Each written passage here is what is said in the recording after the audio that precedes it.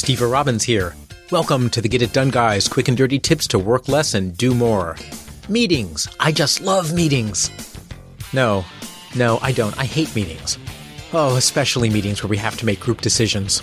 My friend Bernice's new store, Green Growing Things, is growing like gangbusters. Her lima bean plant has sprouted a beanstalk that's vanishing into the clouds. The cute little plant she calls Audrey 2 is already the size of a small dog. She's raking it in, and with all that money comes the need to invest. So, Bernice has called a meeting. She, her colleagues Europa, Melvin, and I must decide what to do with this year's profits. Decision-making meetings can get ugly. The Oreo ice cream cake might end up planted on top of someone's head instead of resting deliciously in our tummies. That would be a waste.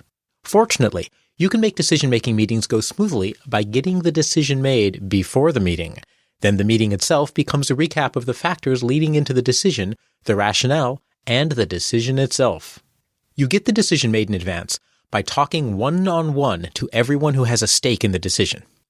You first want to know each person's position. That's the plan of action that they favor. You may find out that there's already consensus on the best plan of action, and the meeting will just ratify the decision that everyone has already made. Europa has confided that she wants to invest the shop's profits in a certificate of deposit. Melvin thinks that we should build a new greenhouse, and Bernice told me over lunch that she wants to donate our profits to a charity for bunny rabbits. She thinks they're cute. Knowing each person's position, it's pretty obvious there is no overlap. And if we all walk in and just state our position, there will be conflict, bad feelings, and possibly a ruined Oreo ice cream cake. We can't have that. So, we need to get one level deeper. We need to know everyone's underlying interest. Know each person's position and interest. The underlying interest is why someone holds their position in the first place.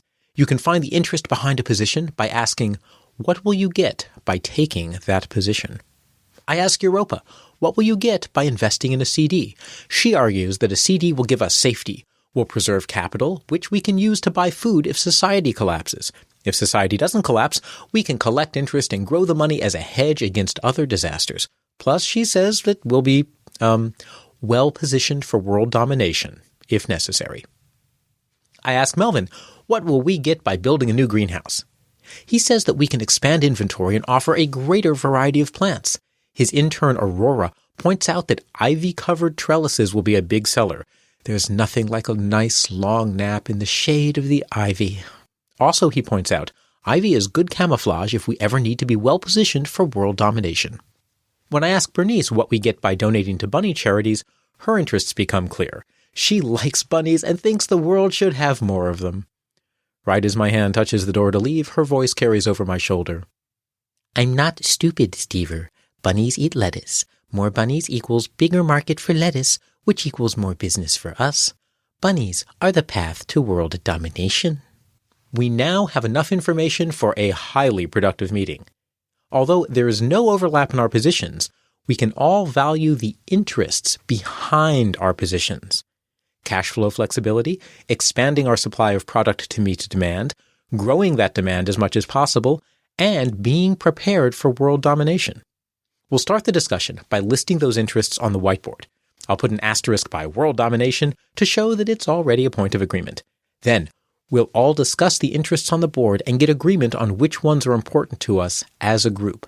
Shared goals make us bond as a group. Then, we can choose a plan of action that meets our collective interests. Partition off divergence, because sometimes we fundamentally disagree on an interest. Europa cares about safety. Melvin may not. After all, he installs the latest Windows upgrade the day it comes out. In that case, ask the group to choose whether that interest is best addressed with the current decision or whether it should become a separate issue for a different time.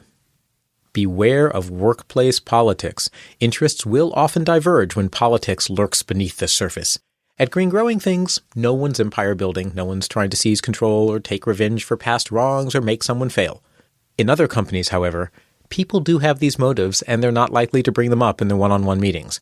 In this case, you'll have to be politically savvy yourself and intuit their political interests. Then, as you guide the discussion of plans of action, do your best to make sure that you factor in the politics as well. Thanks to our pre-meeting one-on-ones, we were able to anticipate conflict, concentrate on shared interests, and make a decision that meets all of our goals. We will be investing in bunnies. They provide safety, since they can be eaten if society collapses. They can be put to work building new greenhouses for expansion without being subject to labor laws. I'm not sure how I feel about that. And they create a market for our new lettuce crops. And of course, zombified bunnies make a zombie army that can nibble its way to world domination. As everyone knows, killer rabbits are so terrifying, they can even take down a knight of the round table. This is Steve Robbins. Email questions to getitdone@quickanddirtytips.com. I'm an executive coach, and I help leaders craft strategy, deal with tricky interpersonal issues, and have a life while they do so. If you want to know more, visit steverobbins.com. That's SteverRobbins.com. Work less, do more, and have a great life.